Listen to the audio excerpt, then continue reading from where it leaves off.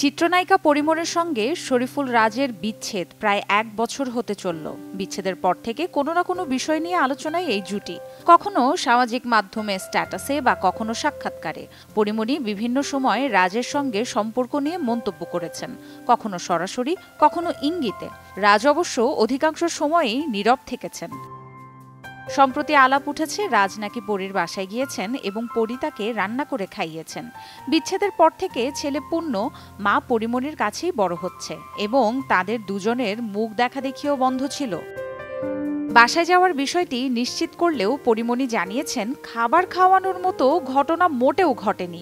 ঢাকাই সিনেমার আলোচিত এই নায়িকা ১ জুন এক ফেসবুক পোস্টে কারো নাম উল্লেখ না করে বলেছেন, সে স্বপ্নে আমার রান্না খায়। পরিমণির বাসায় রাজের যাওয়ার বিষয়ে প্রথম আলোকে গত ২৯ মে বলেছিলেন, অন্য একটি বিষয়ের জন্য সে বাসায় এসেছিল। বিচ্ছেদ হওয়ার পর আমার সঙ্গে দেখা হয়নি, আমি দেখা করতেও চাইনি। বাসায়ও আসা মানা ছিল তার, কিন্তু হঠাৎ করেই কিছুদিন আগে আমার বাসায় এসেছিল।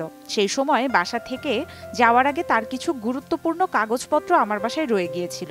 কয়েকজনকে সঙ্গে নিয়ে বাসায় এসেছিল, আমি যত্ন করে কাগজপত্রগুলো রেখে দিয়েছিলাম। এসে নিয়ে গিয়েছে, এলে তো আর বের করে দিতে পারি না।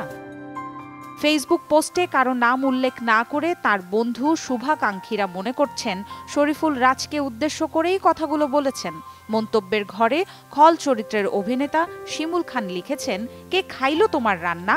প্রতি উত্তরে পরিমণি, আছে এক টোকাই, তার বিয়ার নিউজের চাপ ঢাকলো আমাকে আর আমার ছেলেকে দিয়ে, কত বড় নিমক হারাম।